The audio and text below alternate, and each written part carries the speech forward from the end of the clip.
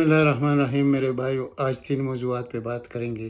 Media کا تعلق اور حکومت کا آپس میں کیا تعلق رہا، کس طرح میں سینڈل ہوا، اس پہ بات کریں گے۔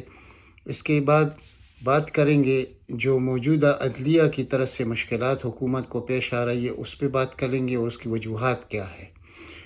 اور تیسری ہم بات کریں گے کہ اداروں کو کیسے ریگ کیا گیا اور کیا طریقہ استعمال کیا گیا، اور اپوزیشن جو اس وقت مارچ کا لانگ مارچ کی بات کر رہی ہے۔ تو یہ 3 موضوعات ہیں، اس پہ بات کریں گے کہ پہلے ابتدا کرتے ہیں اپوزیشن سے۔ اپوزیشن نے میرے بھائیوں جب سے یہ پی ڈی ایم بنا تھا تو اس وقت میں نے آپ کے سامنے 2-3 پروگرام کیے تھے کہ انشاءاللہ یہ پرانی تنخواہ پہ نوکری کریں گے، اور وہی ہو کر رہا۔ اب انہوں نے تو دھرنا دینا تھا نومبر میں اور دسمبر میں، اور لانگ مارچ کرنی تھی، تو وہ تو مارچ پر چلے گئے۔ تو مارچ پر جب چلے گئے تو اب مارچ کے بعد پھر انتخابات کے لیے کل وقت کتنا رہ جائے گا؟ 6-7-8 مہینے، اور ہو سکتا ہے حکومت 2-3 مہینے ارلی بھی کر لے، اس کی بھی کچھ وجوہات ہے۔ تو یہاں پر اپوزیشن تو میدان سے تقریباً آپ خارج سمجھیے، اور افسوس تو یہ اگر یہ وزیر اعظم کچھ نہ کچھ نظر کرم رکھتا پیپل پارٹی پر تو یہ تو پیروں میں ڈھیر ہو جاتے، لیکن افسوس کہ اس کا 2 ٹوک ایک بیان ہوتا ہے اور بالکل کسی کا لحاظ کچھ بھی نہیں۔ جس نے ملک کے ساتھ برا کیا ہے ان کے ساتھ وہ بیٹھنے کو تیار نہیں ہوتے، اور یہ حقائق ہے۔ تو ہمارے جیسے کمزور ایمان کے لوگ تو فوراً بیٹھ جاتے، اور پھر ان کے لیے کوئی مشکل نہ ہوتا۔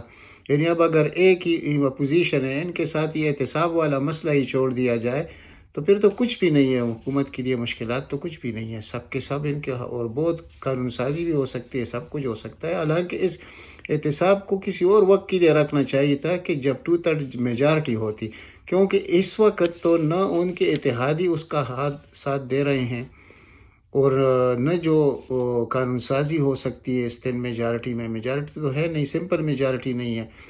تو یہ بات کی باتیں تھیں، لیکن بہرحال حکومت خود سمجھ سکتی ہے کہ وہ اچھا کر رہی ہے برا کر رہی ہے۔ لیکن میں حکومت کے جو کارکردگی اس کی طرف میں خاموش انقلاب اس چیز کو کیوں کہتا ہوں، اس کی وجوہات ہے۔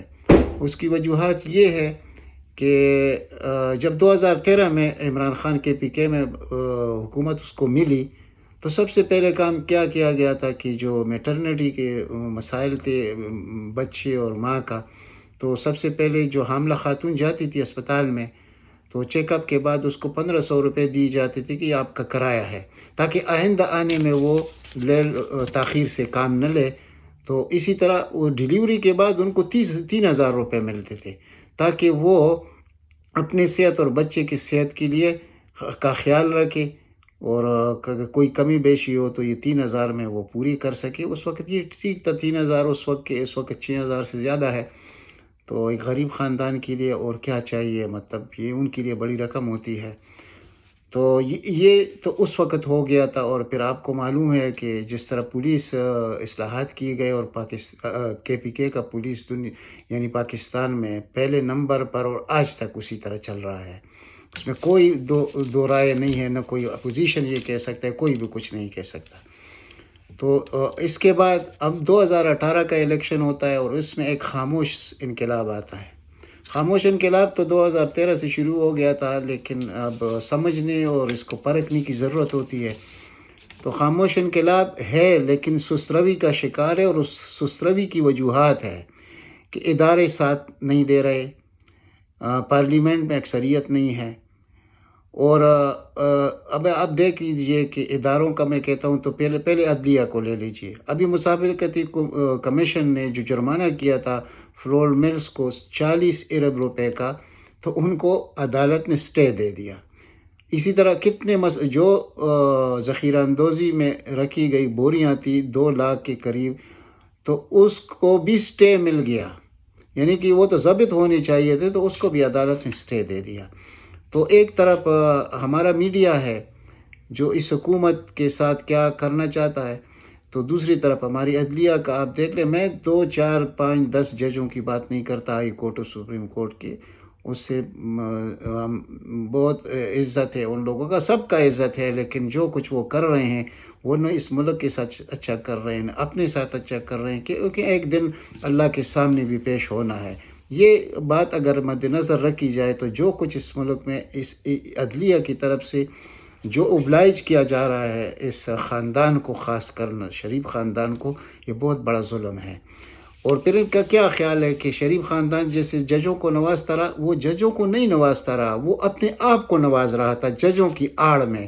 یہ کوئی ججوں سے اس کی ہمدردی نہیں تھی، اگر ہمدردی ہوتی تو جسٹس سجاد علی شاہ کے سپریم چیف جسٹس تھے پاکستان کے، اور تاریخ میں کبھی کسی ملک میں یہ نہیں ہوا کہ سپریم کورٹ پر حملہ کیا گیا ہو اور ججز یعنی کرسیوں اور میزوں کی نیچے جان چھپا رہے ہو، بھاگ رہے ہوں۔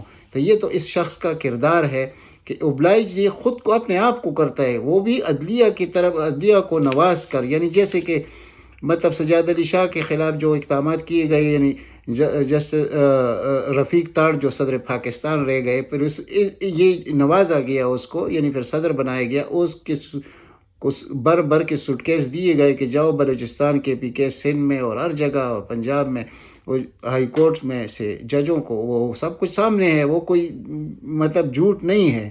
اس وقت 30 کروڑ روپے خرچ کیے گئے تھے، اور اس 30 کروڑ روپے کی وجہ سے پھر ہمارے ہائی کورٹس جتنے ہیں، پانچوں ہائی کورٹس نے عدالتی مارشل لا لگا دیا جسٹس سجاد علی شاہ کے خلاف، اور وہ گھر چلے گئے۔ تو نوازنے کا طریقہ اس لیے ہوتا ہے، ججوں کو یہ خام خیالی نہیں رکھنی چاہیے کہ وہ یعنی ان کو ججوں سے پیار ہے، ججوں سے کوئی پیار نہیں ہے، وہ ججوں کے ساتھ جو کچھ کر رہے ہیں تو ابھی آپ دیکھ لیں۔ یعنی جسٹس سابق چیف جسٹس ثاقب نثار صاحب کے ساتھ جو یہ کھیل رہے ہیں، جعلی ویڈیوز، جعلی حلف نامے، یہ سب کچھ ہر آدمی کو پتہ یہ جعلی ہے۔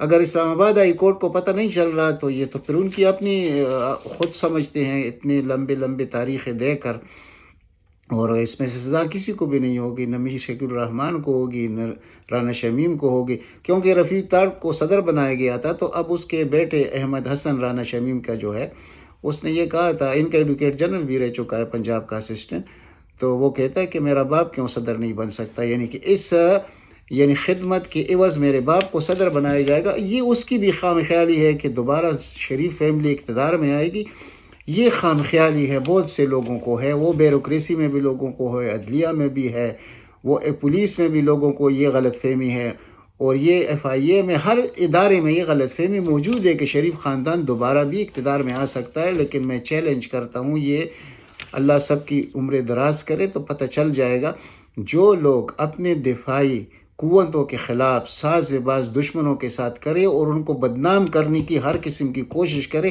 وہ لوگ کبھی اقتدار میں نہیں آتے، دنیا میں کبھی ایسا ہوا نہیں ہے۔ تو شریف خاندان کا اقتدار میں آنا، یہ تو یعنی سب کو بھول جانا چاہیے کہ یہ کیسا پارینہ ہو چکا ہے۔ تو اگر اس بات کو یہ لوگ سمجھ جائے جو اس وقت ان کو یعنی ان کو ریلیف دے رہے ہیں، ہر جگہ میں ریلیف ان کو مل رہا ہے، یعنی ابھی کنوکٹ ایک مجرمہ ہے، وہ جیل سے باہر ہے، وہ جا کے نیب پر پتھر بھی برسا دیتی، تب بھی اس کا کچھ نہیں ہوتا، یعنی اپنے باپ کی تیمارداری کے لیے باہر آئی تھی، 7 سال کی سزا ہے اس کی، لیکن وہ باہر پھر رہی ہے، اور ابھی جو کیس اس کا چل رہا ہے، اس کی اپیلیں جو اس کی پر سماعت ہو رہی ہے، تو اس میں بھی انشاءاللہ وہ بری ہو جائے گی۔ میں نے پہلے بھی کہا ہے، اب بھی میں کہتا ہوں کہ مریم نواز اسلام آباد ہائی کورٹ سے بری ہوگی۔ اس کی کچھ وجوہات ہوتی ہیں، یعنی چودھری نثار نے اور چودھری افتخار چودھری نے اور شریف خاندان نے ہماری عدلیہ کو تباہ اور برباد کیا ہے۔ یعنی یہاں تک ہوا ہے کہ ڈائریکٹ ایک شخص کو اٹھا کر لے گئے اس نام نہاد عدلیہ تاریخ میں، تو اس کو بلوچستان ہائی کورٹ کا چیف جسٹس بنا دیا، اور وہ آگے جا کر پاکستان کا چیف جسٹس بنے گا، اور یہ کیسے ہوگا، یہ ملک آگے کیسے چلے گا۔ لیکن میں اس کے حل کی طرف بھی آتا ہوں، آپ تھوڑا گھبرائے نہیں کہ انشاءاللہ ایسا کچھ نہیں ہوگا، یہ ملک بہت آگے جائے گا اس کپتان کی قیادت میں، اور اس کی میں وجوہات آپ کے سامنے، اس کی یعنی مدلل چیزیں آپ کے سامنے رکھنا چاہتا ہوں۔ تو پہلے تو یہ دیکھیے کہ KPK میں صحت کارڈ 10 لاکھ روپے کا ہر گرانے کو مل چکا ہے، ان کا شناختی کارڈ ہی ان کا اکاؤنٹ ہے، وہ جدھر جائیں گے مطلب ہسپتال میں، تو وہ اسی وقت اس کا علاج اب آپ دیکھ لیجئے کہ ابھی ایک سروے آئی ہے کہ پی کے میں بہت زیادہ دل کے امراض بڑھ چکے ہیں عمران خان کی وجہ سے. اس کو سمجھنے کی ضرورت ہے وہ کیوں. وہ اس لیے کہ پہلے لوگوں کے پاس پیسے نہیں ہوتے تھے. ابھی 10 لاکھ روپے کس کے پاس تھے کہ وہ جب دل کا مریض کم از کم 5-6 لاکھ تو اس کو چاہیے. اسی طرح جو گردے کے مریض بڑھ گئے تو اس کو بھی چاہیے پیسے. تو یہ تو کسی کے پاس نہیں تھے. اب تو کسی بھی پرائیویٹ اسپتال میں آپ جائیں گے تو آپ کا علاج فوراً شروع ہو جائے گا. پیسے آپ کے موجود ہے 10 لاکھ. یہ بہت بڑی بات ہے. یہ تو مطلب جو بڑے ترقی یافتہ ممالک اور ویلفیئر اسٹیٹ میں بھی یہ نہیں ہو رہا. یہ جو لوگ آپ کو باتیں سناتے ہیں ان کو نہیں پتہ حقائق کیا ہے. حقائق ہم باہر ہیں, ہمیں پتہ ہے یہ سب جھوٹ ہے. وہ تھوڑی سی جو علاج ہوتی ہے باہر اس کے بدلے میں کتنا ٹیکس دیا جاتا ہے, کیا کچھ ہوتا ہے. پاکستان میں اگر وہ ٹیکس لیا جائے تو پاکستان تو امریکہ سے بھی آگے نکل جائے گا. تو ان چیزوں کو خاطر میں نہیں لانا چاہیے کہ یہ تو باہر ویلفیئر اسٹیٹ میں بھی ہوتا ہے. ویلفیئر اسٹیٹ میں کسی کو 10 لاکھ روپے نہیں ملتے. یہ خام خیالی ہے, غلط فہمی ہے. تو یہ اس کو دیکھ لیجئے. پھر جو لوگ کہتے ہیں کہ پاکستان میں مہنگائی ہے تو میں اس طرف آتا ہوں اور اس چیز کو اس سے لنک کرتا ہوں. تو مہنگائی کی میں یہ بات آپ کے سامنے رکھنا چاہتا ہوں کہ مثال کے طور پر عمران خان نے کہہ دیا کہ پاکستان اس وقت سستا ترین ملک ہے. تو بالکل ہے, اس میں کوئی دو رائے نہیں ہے. لیکن افسوس کہ عوام تک حقائق پہنچ نہیں رہے اور اس میڈیا کی وجہ سے میڈیا پہ بات کرتے ہیں. لیکن ویڈیو طویل ہو رہی ہے تو پلیز آپ آخر تک دیکھ لیجئے. تو اس میں آپ کے سامنے صرف میں یو کے میں ہوں تو یہاں پر آپ اگر بھنڈی 1 کلو لیں گے تو بھنڈی بھی آپ کو پاکستانی 1200 سے 1300 روپے میں کلو ملتا ہے. یہیں اگر مثال کے طور پر پالک کا ساگ آپ لیں گے تو وہ بھی آپ کو 1100 سے 1200 روپے کلو ملتا ہے. تو مہنگائی لوگوں کو پتہ نہیں کہ مہنگائی نام کس بلا کا ہے. پاکستان میں ہے مہنگائی بالکل, وہ عالمی حالات کی وجہ سے, خاص کر کورونا کی وجہ سے, اور دنیا کی معیشتیں سکڑ گئی ہیں اور ہر جگہ پر 20 گنا زیادہ مہنگائی ہر جگہ ہوئی ہے دنیا میں. صرف پاکستان میں وہ اس حد تک نہیں ہوئی. بہت فرق ہے جس طرح ہونی چاہیے تھی. کیونکہ آپ صرف یہ دیکھ لیجئے کہ ایک کنٹینر اگر مثال کے طور پر پاکستان میں آتا تو وہ 3000 کرایہ ہوتا تھا. اس کا مطلب وہ پورا جو کنٹینر بھر کے آیا تھا. میں نے جو خاص خوراک کی چیزیں اس کی طرف میں بات کرتا ہوں. تو اب وہ 10 اور 11 ہزار میں آ رہا ہے. تو مہنگائی تو آئے گی تو نہیں آئے گی تو کیا ہوگا. اسی طرح پیٹرولیم مصنوعات کی قیمتیں دیکھیں کہ نواز شریف کے دور میں $22 کا ایک بیرل تھا, اب ان کے دور میں $90 تک پہنچ گیا. تو مہنگائی کس وجہ سے آتی ہے وہ وجوہات لوگوں کو معلوم نہیں. کیا عمران خان نے اس ملک کو لوٹ لیا یا عمران خان یہ کوشش کر رہا ہے کہ لوٹ مار ختم ہو جائے. تو جب لوٹ مار ختم ہوگی اس ملک میں تو خود بخود آگے نکل جائے گا. لیکن وہ کر کچھ نہیں سکتا. جتنے لوگوں کو اندر کیا سب باہر پڑے ہیں اس ہمارے نظام کی وجہ سے کہ یہاں ان لوگوں کو جتنے مجرمین ہیں ان کو یعنی ریلیف ملنے کے بڑے بڑے طریقے ہیں ان کے پاس. تو سب کے سب باہر ہے. اس نے تو سچ کہا تھا کہ میں ان لوگوں کو چھوڑوں گا نہیں, لیکن کیا کیا, کچھ بھی نہیں کر سکتے کیونکہ نظام اس کو اختیار نہیں دیتا. ایک تو 10 میجارٹی کی وجہ سے اور اتحادیوں کی وجہ سے کہ کوئی قانون سازی نہیں ہو سکتی.